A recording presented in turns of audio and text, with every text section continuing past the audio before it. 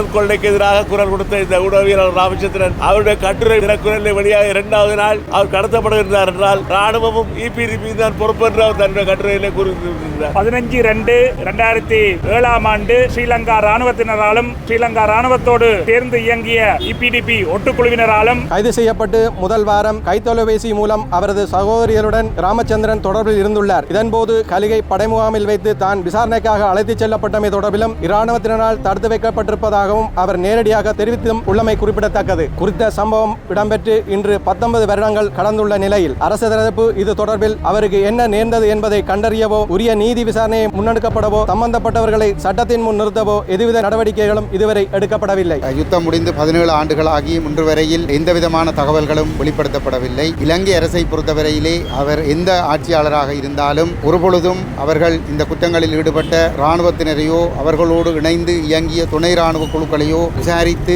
பாதிக்கப்பட்டவர்களுக்கு நீதி வழங்கவோ அல்லது குற்றம் செய்தவர்களுக்கான தண்டனைகளை வழங்கவோ போவதில்லை என்பது வரலாற்றின் ஊடாக நிரூபிக்கப்பட்டிருக்கின்றது. இரும்பு மனிதன் ராமச்சந்திரனை கடத்துவதால் ஆயிரக்கணக்கான ஊடகவியலாளர்கள் இன்றும் இருக்கிறார்கள். அவர்கள் உண்மையை நீதியை கொண்டு வருவார்கள். காணாமல் ஆக்கப்படுவதற்கு ஒரு நீதியை இல்லாட்டி உண்மையை நாங்கள் அறிஞ்சு கொள்றோம்டா எங்களுக்கு ஒரு இறமை வேணும். தமிழருக்கான இறமை தான் அது எங்களுக்கு அதிகாரத்தை தரும். அதன் மூலம் நாங்கள் அதை பெறலாம்.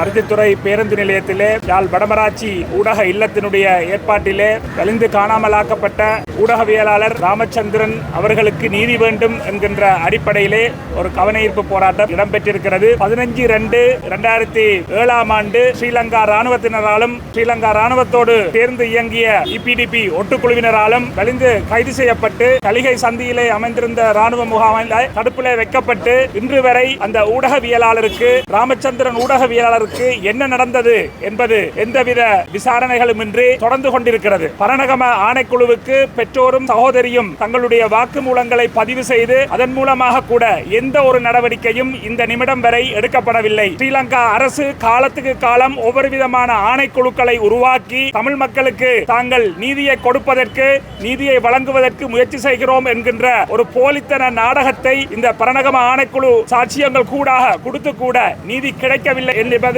எடுத்துக்காட்டி நிற்கிறது.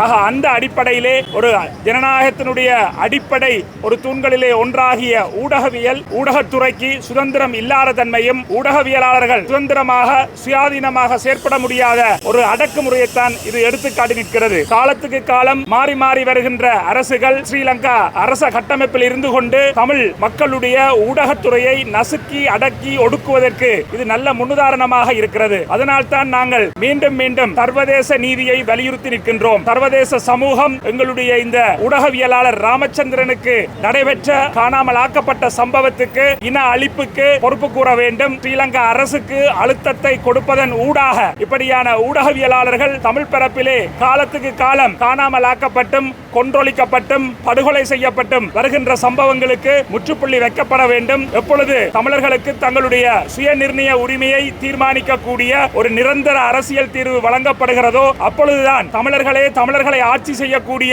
ஒரு நிலை ஏற்படும் பொழுதுதான் ஊடக சுதந்திரம் என்பது முற்றுமுழுதாக உறுதிப்படுத்தப்படும் என்ற அடிப்படையிலே சர்வதேச சமூகம் இதற்காக குரல் கொடுக்க வேண்டும் என்று சொல்லி பொத்துவில் தொடக்கம் பொலிகண்டி வரை மக்கள் பேரழிச்சி இயக்கத்தின் சார்பிலே வேண்டி நிற்கின்றோம். யாழ்ப்பாணம் வடமராட்சி துன்னாலியைச் சேர்ந்த ஊடகவியலாளரும் ஆசிரியருமான சுப்பிரமணியம் ராமச்சந்திரன் கடத்தப்படும் போது 37 வயது ஸ்ரீலங்கா இராணுவத்தினர் மற்றும் ஈழ மக்கள் ஜனநாயக கட்சியினர் கடந்த 15/2/2007 அன்று கலிகை இராணுவ முகாமில் வைத்து கைது செய்யப்பட்டு பின் காணாமல் ஆக்கப்பட்டிருந்தார். கலிகை சந்தியில் அமைந்திருந்த ஸ்ரீலங்கா இராணுவ படை முகாமில் வைத்து சம்பவ தினத்தன்று மாலை விசாரணைக்காக அழைத்துச் செல்லப்பட்டமையும் குறித்த சம்பவத்துடன் அக்காலகட்டத்தில் இராணுவத்துடன் சேர்ந்து இயங்கிய ஈழ மக்கள் ஜனநாயக கட்சியைச் சேர்ந்தவர்களுக்கு நேரடி தொடர்பு இருந்தமை தொடர்பிலும் வடமராட்சி பல்லப்பை படை முகாமில் பல வருடங்களாக தடுத்து வைக்கப்பட்டிருந்தமை தொடர்பிலும் கண்கண்ட சாட்சியங்கள் அடிப்படையில் முன்னைய ஜனாதிபதி ஆணைக்குழுவான பரணகம ஆணைக்குழுவில் பெற்றோர் மற்றும் சகோதரி ஆகியோரால் முறைப்பாடு செய்யப்பட்டுள்ளது. அது மாத்திரமல்லாது தொடர்ந்து வந்த சகல விசாரணை நடவடிக்கைகளின் போது இது தொடர்பில் முறைப்பாடு செய்யப்பட்டுள்ள போதிலும் எதுவித பதிலிருப்பும் வழங்கப்படவில்லை. கைது செய்யப்பட்டு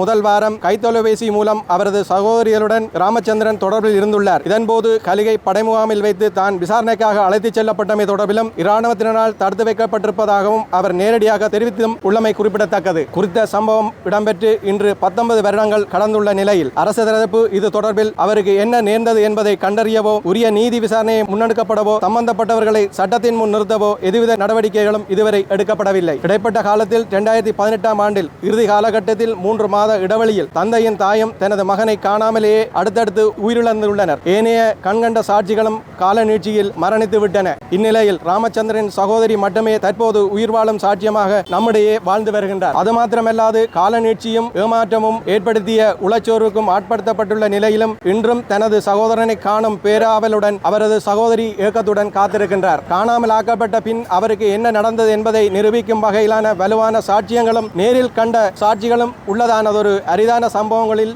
ஒன்றாக ராமச்சந்திரனின் விடயம் இருந்த போதிலும் இதுவரை அதற்கான நீதி பொறுமுறை ஆரம்பிக்கப்படாமலே வலிந்து மௌனிக்க செய்யப்பட்டுள்ளது. ஊடகவியலாளருக்கு எதிரான அடக்குமுறைகள், குறிப்பாக ஜனாதிபதியாக இருந்த மஹிந்த ராஜபக்ச காலத்தில் தொடங்கிய விடயங்கள் இன்றைக்கு தென்னிலங்கையிலே ஒரு சில சிங்கள ஊடகவியலாளருடைய விடயங்களை துலக்கியவர்கள் தமிழ் ஊடகவியலாளர்கள் படுகொலை சம்பந்தமாக எந்த விதமான விசாரணைகளிலும் முன்னேற்றங்கள் ஏற்படவில்லை. அது யாராக இருந்தாலும் நிமல்ராஜனுடைய படுகொலையாக இருக்கட்டும், எந்த படுகொலையாக இருக்கட்டும், அதுக்கு நீதி இல்லை என்ற நிலைமைதான் இருந்து கொண்டிருக்கிறது. வடக்கு கிழக்கு பூராகவும் பலருடைய படுகொலைகள் நடைபெற்றன. இது 2007ஆம் ஆண்டிலே மணல் கொள்ளைக்கு எதிராக குரல் கொடுத்த இந்த ஊடகவியலாளர் ராமச்சந்திரன் அவருடைய கட்டுரை தினக்குரலில் வெளியாக 2வது நாள் அவர் கடத்தப்படுகின்றார் என்றால் ராணுவமும் இபிடிபி தான் பொறுப்பு என்று அவர் தன்னுடைய கட்டுரையிலே கூறியிருக்கிறார். அது மாத்திரமல்ல, அவரை அதன் பின்னர் அந்த முகாமிலே கடத்தி வைக்கப்பட்டிருந்த பொழுது பல ராணுவத்தினருடைய தொலைபேசி மூலம் அவர் பேசியிருக்கிறார். வீட்டுக்கு கடத்தப்பட்டதுக்கான ஆதாரங்கள், சாட்சியங்கள் ஒவ்வொன்றாக தந்தையார், தாயார் என்று இறந்து கொண்டிருக்கக்கூடிய நேரத்தில் ஒரு கிராம சபை உத்தியோகத்தர் கூட சொல்லியிருக்கார், நான் அவரை பார்த்தேன். இவர்கள் காலம் கடத்துகின்றது நிலை மாறு கால நீதி கிடையிலே சுத்துமாத்து நீதியாக எல்லாம் நீத்து போய் செய்யக்கூடிய நிலைமையை நோக்கி செல்கிறது. ஆகவே உடனடியாக சர்வதேச தலையீட்டின் மூலம் எங்களுக்கு ஒரு நீதி கிடைக்க வேண்டும் என்பதுதான் எங்களுடைய பொதுமக்களுடைய விருப்பமும் வேண்டுகோளுமாகும். இரும்பு மனிதன் ராமச்சந்திரனை கடத்துவதால் ஆயிரக்கணக்கான ஊடகவியலாளர்கள் இன்றும் இருக்கிறார்கள். அவர்கள் உண்மையை நீதியை கொண்டு வருவார்கள். காணாமல் ஆக்கப்படுவதற்கு ஒரு நீதியை இல்லாட்டி உண்மையை நாங்கள் அறிஞ்சு கொள்றோம்டா எங்களுக்கு ஒரு இறமை வேணும். தமிழருக்கான இறமை தான் அது எங்களுக்கு அதிகாரத்தை தரும். அதன் மூலம் நாங்கள் அதை பெறலாம். ஒரு அறிக்கையை எங்களோட தமிழர் சாய காணாமலாக்கர் சங்கத்தால் வெளியிடுறோம். அரசியல் நிஜம் என்ற பெயரில் தமிழ் அரசியலை பலவீனப்படுத்த வேண்டாம். 48ஆம் ஆண்டு சுதந்திரத்துக்கு பிறகு இருந்து இன்று வரை ஸ்ரீலங்கா நாட்டில் தமிழர்கள் அனுபவிப்பது உடன்படிக்கை மீறல்கள், அரசியல் ஏமாற்றங்கள், காணாமல் ஆக்கப்பட்ட குழந்தைகள், நில அபகரிப்பு, ராணுவ ஆக்கிரமிப்பு, அரசியல் உரிமை மறுப்பு. இத்தகைய வரலாற்றுக்கு மத்தியில் சில கல்வியாளர்கள் மற்றும் குடியியல் சமூக தலைவர்கள் இன்று தமிழரிடம் கூறுவது இதுதான் புவிசார் அரசியல், நிஜம் எதுவும் மாறாது, வெளிநாட்டு தலையீடு பயனில்லை, நாம் தழுவிக்கொள்ள வேண்டும். இது நிஜவாதம் அல்ல, இது அரசியல் பின்னடைவு. தமிழ் தேசியம் ஒரு துறைமுக ஒப்பந்தம் அல்ல. தமிழர் அரசியல் எதிர்காலத்தை சிலர் குறைத்து காட்டுவது கம்மாந்தோட்ட ஃபோர்ட் மன்னார் பகுதியில் காற்றாலை. நாம் ஒரு துறைமுக ஒப்பந்தமா? நாம் ஒரு காற்றாலை திட்டமா? தமிழ் அரசியல் கேள்வி என்பது அரசியல் நிலை, வரலாற்று தாயகம், பாதுகாப்பு, காணாமலாக்கப்பட்டோருக்கு நீதி, கண்ணியமான வாழ்வு. இந்த போராட்டம் சீனாவால் தொடங்கப்படவில்லை, இந்தியாவால் தொடங்கப்படவில்லை, 2009 தொடங்கப்படவில்லை. இது சுதந்திரத்துக்கு முன் இருந்த அரசியல் வரலாற்றில் தொடங்கியது. எங்கே தமிழ் வரலாறு? எங்கே வடக்கு கிழக்கில் இருந்த முன் காலனி தமிழ் ஆட்சி அமைப்புகள், காலனித்துவ மறுசீரமைப்பால் ஏற்பட்ட அரசியல் மாற்றங்கள், 60ஆம் ஆண்டில் ஐநா காலனித்துவ ஒழிப்பு தீர்மானம். பலர் புவிசார் அரசியல் பேசுகிறார்கள், ஆனால் சர்வதேச சட்டம் பேசுவதில்லை. பலர் சமநிலை பேசுகிறார்கள், ஆனால் சுயநிர்ணயம் என்ற வார்த்தையை தவிர்க்கிறார்கள். ஏன்? இது அரசியல் தோல்வி மனநிலை. நமக்கு சொல்லப்படுவது எந்த பன்னாட்டு ஆதிக்கமும் கிடையாது, சக்தி சமநிலை நிரந்தரம், சர்வதேச ஈடுபாடு பயனற்றது. இந்த அணுகுமுறை மிகுந்த நம்பிக்கையின்மை, புவிசார் அரசியலை முழுமையாக புரியாதது, தற்போதைய சக்தி சமநிலையை நிரந்தரம் என கருதுவது. புவிசார் அரசியல் நிரந்தரம் அல்ல. உலகில் கொசோவோ, சவுத் சூடான், ஈஸ்டிமோர் இவை ஆரம்பத்தில் சாத்தியமற்ற என கூறப்பட்டன. அவை வென்றது சக்தி வாய்ந்த நாடுகள் அக்கறை கொண்டதால் அல்ல, உலக அரசியல் சூழல் மாறியதால். புவிசார் அரசியல் இயக்கமுடையது, நிலையானதல்ல, தமிழ் தேசிய அடமானம் வைப்பதா? இந்த கல்வியாளர்கள் பலர் கடந்த தேர்தலில் என்பிபி கட்சிக்கு ஆதரவு தெரிவித்தனர். கேள்வி, தமிழ் அரசியல் உண்மைக்கான உறுதியான மாற்ற மறுக்கும் பாதுகாப்பு என்ன பெறப்பட்டது? 48 வரலாற்று தெளிவாக காட்டுகிறது. ஒப்பந்தங்கள் கையெழுத்தானது, பின்னர் பலவீனமாக்கப்பட்டது, பின்னர் கைவிடப்பட்டது. தமிழர் அரசியல் பலவீனமாவது பாதுகாப்பை தராது, அது மேலும் மையப்படுத்தலை உருவாக்கும். மக்கள் விழிப்பு அவசியம். நாளை மேலும் கடுமையான சிங்கள தேசியவாத அரசு வந்தால் நமக்கு என்ன பாதுகாப்பு உள்ளது? சர்வதேச சட்டம் இல்லாமல், பன்னாட்டு கண்காணிப்பு இல்லாமல், வெளிப்புற அரசியல் அழுத்தம் இல்லாமல் தமிழர் அரசியல் நிலை குறையக்கூடும். இது பயமுறுத்தல் அல்ல, இது வரலாற்று அனுபவம். மக்கள் அழைப்பு, நாங்கள் அழைக்கிறோம். இளைஞர்கள், காணாமல் ஆக்கப்பட்டோரின் குடும்பங்கள், விவசாயிகள், மீனவர்கள், மாணவர்கள், புலம்பெயர் தமிழர்கள், அறிவாளிகளின் நம்பிக்கையின்மையை உங்கள் எதிர்காலத்தை நிர்ணயிக்க அனுமதிக்காதீர்கள். கோருங்கள். சர்வதேச ஈடுபாடு, ஐநா காலனித்துவ ஒழிப்பு கொள்கையின் அடிப்படை, சட்ட ரீதியான பாதுகாப்பு, நீதி மற்றும் அரசியல் நிலை. இறுதி செய்தி: தமிழர் போராட்டத்தில் இந்தியா சீனா போட்டியில் ஓரங்கட்டு பிரச்சனை அல்ல, இது வரலாற்று சட்டம், உரிமை, பாதுகாப்பு ஆகியவற்றின் தேசிய கேள்வி. நாங்கள் நிரந்தர பலவீன கதையை மறக்கிறோம். நிஜவாதம் என்ற பெயரில் சரணடைவதை மறக்கிறோம். அமைதியாக இருப்பதை மறக்கிறோம். வரலாறு நகர்கிறது, புவிசார் அரசியல் மாறுகிறது, நிலைத்திருக்கும் நாடுகளே வாழ்கின்றன. நன்றி. 2004 ஆண்டு முதல் 2010 ஆண்டு வரை காலகட்டத்தில் ஊடகவியலாளர்கள் மற்றும் ஊடக பணியாளர்கள் என 44 பேர் கொல்லப்பட்டும் கடத்தப்பட்டும் உள்ளனர் என இலங்கை ஜனநாயகத்துக்கான ஊடகவியலாளர் அமைப்பு அறிக்கையிட்டுள்ளது. இது தவிர இறுதிப் போர் காலகட்டத்திலும் இவ்வாறு பலர் கொல்லப்பட்டுள்ளனர். தமிழ் ஊடக நிறுவனங்கள் மீதும் காலத்துக்கு காலம் பாரதூரமான தாக்குதல் சம்பவங்கள் மேற்கொள்ளப்பட்டுள்ளன. இவை எதற்குமே இதுவரை எவ்வித நீதி விசாரணைகளும் மேற்கொள்ளப்படாதுள்ளது. ஆகவே ஸ்ரீலங்கா அரச படைகள் மற்றும் அதனோடு இணைந்து செயல்பட்ட ஆயுத குழுக்கள் ராமச்சந்திரன் உள்ளிட்ட ஊடகவியலாளர்கள் கைது மற்றும் கடத்தல் சம்பவங்கள் மூலம் காணாமலாக்கப்பட்டும் படுகொலை செய்யப்பட்டமைக்கும் சுயாதீன சர்வதேச விசாரணை மூலமே எஞ்சியிருக்கும் சாட்சியங்களும் மௌனிக்கும் முன்னராவது உரிய நீதி கிடைக்க வழிவகுக்கும் என நாம் திடமாக நம்புகிறோம். குறித்த சம்பவத்தோடு மட்டுப்படுத்தப்பட்டதாக விசாரணை நடவடிக்கை முற்றுப்பெறாது பின்னிருந்து செயற்படுத்திய உண்மை குற்றவாளிகள் கண்டறிந்து நீதி நிலைநாட்டப்படுவதை உறுதி செய்யும் வகையிலாக முன்னெடுக்கப்பட வழிவகை செய்ய வேண்டும். தமிழ் ஊடகத்துறை மீது காலத்துக்கு காலம் வெவ்வேறு வடிவங்களில் தொடரும் அச்சுறுத்தல் நிலையினை உடனடியாக தடுத்து நிறுத்துவதற்கும் அதற்கு காரணமானவர்களை பாரபட்சமின்றி சட்டத்தின் முன் உரிய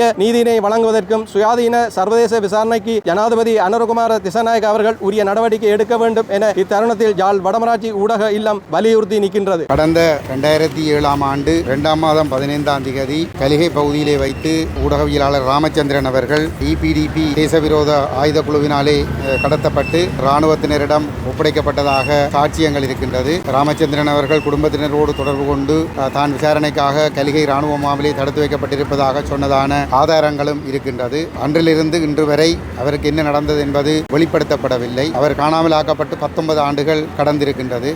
ஜனாதிபதி ஆணைக்குழுக்கள் இந்த காணாமல் ஆக்கப்பட்டமை தொடர்பாக உருவாக்கப்பட்ட ஆணைக்குழுக்களிலே பரணகம ஆணைக்குழுவுக்கு முன்னால் அவருடைய தாயார், சகோதரி போன்றவர்கள் சாட்சியங்களை வழங்கியுள்ள போதிலும் கூட இன்று வரை விசாரணை செய்யப்பட்டு அவர்களுக்கான நீதி எதுவும் வழங்கப்படவில்லை. இவ்வாறு பெருமளவான ஊடகவியலாளர்கள் படுகொலை செய்யப்பட்டிருக்கிறார்கள், கடத்தப்பட்டு காணாமல் ஆக்கப்பட்டிருக்கிறார்கள். பல்லாயிரக்கணக்கான முன்னாள் போராளிகளும் பொதுமக்களும் இந்த EPDP-னராலும் இராணுவத்தினராலும் கடத்தப்பட்டு காணாமல் ஆக்கப்பட்டிருக்கின்றார்கள். இவர்களுக்கு என்ன நடந்தது என்பது தொடர்பாக யுத்தம் முடிந்து 17 ஆண்டுகளாகி இன்று வரையில் எந்தவிதமான தகவல்களும் வெளிப்படுத்தப்படவில்லை. இலங்கை அரசை பொறுத்தவரையிலே அவர் எந்த ஆட்சியாளராக இருந்தாலும் ஒருபொழுதும் அவர்கள் இந்த குற்றங்களில் ஈடுபட்ட இராணுவத்தினரையோ அவர்களோடு இணைந்து இயங்கிய துணை இராணுவ குழுக்களையோ விசாரித்து பாதிக்கப்பட்டவர்களுக்கு நீதி வழங்கவோ அல்லது குற்றம் செய்தவர்களுக்கான தண்டனைகளை வழங்கவோ போவதில்லை என்பது வரலாற்றின் ஊடாக நிரூபிக்கப்பட்டிருக்கின்றது. அந்த வகையிலே தமிழர்கள் ஒட்டுமொத்தமாக வடகிழக்கு தமிழர்கள், புலம்பெயர்ந்து வாழ்கின்ற தமிழர்கள் கூட்டாக இணைந்து கடந்த 17 ஆண்டுகளாக தமிழ் மக்கள் மீது புரியப்பட்ட இனப்படுகொலைக்கு ஒரு சர்வதேச குற்றவியல் விசாரணை நடத்தப்பட வேண்டும் என்பதனையும், அதே போன்று இந்த வலிந்து காணாமலாக்கப்பட்டமைக்காகவும் ஒரு சர்வதேச விசாரணை ஒன்று, சுயாதீனமான விசாரணை ஒன்று நடத்தப்பட வேண்டும் என்பதிலும் உறுதியாக நின்று செயல்பட்டு வருகின்றோம். இந்த பொறுப்புக்கூறல் விவகாரமானது ஐக்கிய நாடுகள் மனித உரிமைகள் பேரவைக்குள் கடந்த 15 ஆண்டுகளாக முடக்கப்பட்டிருக்கின்றது. ஐக்கிய நாடுகள் மனித உரிமைகள் பேரவைக்கு குற்றவியல் விசாரணையை நடத்துவதற்கான அதிகாரம் இல்லாமல் இருக்கின்ற ஒரு சூழலிலே அந்த விவகாரத்தை தொடர்ந்தும் அந்த பேரவைக்குள் முடக்கி வைத்துக் கொண்டிருப்பதன் மூலமாக தமிழ் மக்கள் மீது குற்றம் புரிந்த ஸ்ரீலங்கா அரசு, அதனுடைய ஆயுதப்படைகள், அதனோடு இணைந்து இயங்கிய துணை இராணுவ குழுக்கள் தொடர்ந்தும் அந்த தண்டனைகளில் இருந்தும் விசாரணைகளில் இருந்தும் தப்பித்துக் கொள்வதற்கான வாய்ப்புகள் மட்டும்தான் வழங்கப்படுகின்றது. அது மட்டுமல்லாமல் இங்கே அறிக்கையை வாசித்த ஊடகவியலாளர் அந்த அறிக்கையிலே குறிப்பிட்டது போன்று போன்று இந்த சாட்சியங்கள் தான் இப்பொழுது வயது முதிர்ச்சி காரணமாகவோ அல்லது சுயினம் காரணமாகவோ அல்ல விபத்துக்கள் காரணமாகவோ உயிரிழக்கின்ற நிலைமை அதிகரித்துக் கொண்டு செல்கின்றது, அல்லது வயது முதிர்ச்சி காரணமாக நினைவிழந்து போகின்ற நிலைமை. இதனால் சாட்சியங்கள் இல்லாமல் போகின்ற பொழுது குற்றவாளிகள் தப்பித்துக் கொள்ளக்கூடிய ஒரு சூழல் அதிகரித்துக் கொண்டிருக்கின்றது. ஆகவே இனியும் காலதாமதம் இல்லாமல் உடனடியாக ஒரு சர்வதேச விசாரணை ஒன்று ஆரம்பிக்கப்பட வேண்டும். இலங்கை அரசாங்கம் ஒருபொழுதும் நீதி தராது. அது அனுரகுமார் அரசாங்கமாக இருந்தாலும் அதற்கு விதிவிலக்கல்ல. இந்த காணாமல் போனமை, கடத்தப்பட்டமைகள் மற்றும் படுகொலைகளுக்கு அனுரகுமார திசாநாயக்கா உள்ளிட்ட ஜேவிபியினருக்கும் முற்றுமுழுதான பங்கு இருக்கிறது. 2002 ஏற்பட்ட ஒரு அமைதி உடன்படிக்கையை குழப்பி மீண்டும் ஒரு யுத்தத்திற்குள் நிலைமையை தள்ளிக்கொண்டு சென்றதிலே இந்த இனவரி பிடித்த ஜேவிபியினருக்கும் பங்கு இருக்கிறது. அதிலே அனுரகுமார திசாநாயக்காவுக்கும் பங்கு இருக்கிறது. ஆகவே அவர் நீதி தருவார் என்று நாங்கள் முட்டாள்தனமாக நினைக்கக்கூடாது. அவர்கள் இடதுசாரிகள் என்று சர்வதேச சமூகத்தை ஏமாற்றிக் கொண்டிருக்கின்றார்கள். அவர்களுக்கும் இடதுசாரிகளுக்கும் எந்த சம்பந்தமும் இல்லை. மிக கொடூரமான கொலிவரி கொண்டவர்களாகவே இந்த ஜேவிபியினரும் என்பிபியினரும் காணப்படுகின்றார்கள். ஆகவே ஒரு கணமும் தாமதிக்காமல் இந்த பொறுப்புக்குரல் விவகாரம் ஒரு சர்வதேச விசாரணையாக ஆரம்பிக்கப்பட வேண்டும் என்பதனை தமிழ் தேசிய மக்கள் முன்னணி தமிழ் தேசிய பேரவையாக நாங்கள் இந்த இடத்திலே வலியுறுத்திக் கொள்ள விரும்புகிறோம். இந்த ஊடகவியலாளரை அச்சுறுத்துவரும் அவர்களை விசாரணைக்கென்று அழைப்பதும் இவ்வாறு ஒரு ஊடகத்தை அடக்குகின்ற செயற்பாட்டிலே இந்த ஸ்ரீலங்கா அரசாங்கம் தொடர்ச்சியாக ஈடுபட்டு கொண்டிருக்கிறது. இதை நாங்கள் வன்மையாக கண்டிக்கின்றோம். ஊடகவியலாளர்கள் சுதந்திரமாக அவர்களுடைய பணிகளை மேற்கொள்வதற்கு செயற்படுவதற்கு இந்த அரசாங்கம் வழிசமைத்து கொடுக்க வேண்டும். காணாமல் ஆக்கப்பட்டிருக்கின்ற இந்த ராமச்சந்திரன் அவர்களுடைய குடும்பம் இன்று கூட அவரை தேடி அலைந்து திரிந்து கொண்டிருக்கின்றது.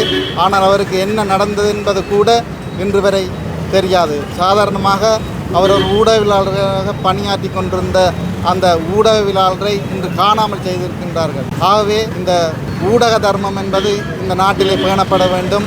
ஊடகவியலாளர்கள் இதுவரை காலமும் கடத்தி காணாமலாக்கப்பட்டு இருக்கின்ற இந்த ஊடகவியலாளருக்கு ஒரு நீதியான விசாரணை நடத்தி நீதியை பெற்றுக் கொடுப்பதற்கு விசாரணை அவசியம் என்பதை நாங்கள் வலியுறுத்தி கூற விரும்புகின்றோம். இந்த மண்ணிலே தொடர்ச்சியாக பாதிக்கப்பட்டு கொண்டிருக்கின்ற இந்த ஊடகவியலாளர்கள் அவர்கள் நிம்மதியாக சுதந்திரமாக இந்த நாட்டிலே செயற்படுவதற்கு இடமளிக்க வேண்டும் என்பதை நாங்கள் இந்த இடத்திலே வலியுறுத்தி கூற விரும்புகின்றோம்.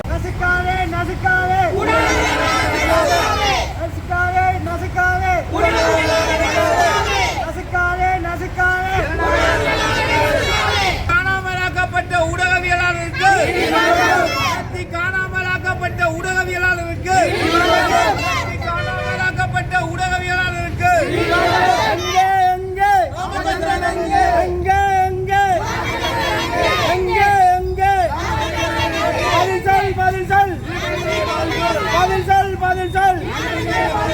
நீதி வேண்டும், நீதி வேண்டும், நீதி வேண்டும், நீதி வேண்டும். எங்கே எங்கே எங்கே எங்கே எங்கே எங்கே எங்கே எங்கே பதில் சொல், பதில் சொல், பதில் சொல், பதில் சொல், பதில் சொல், பதில் சொல்.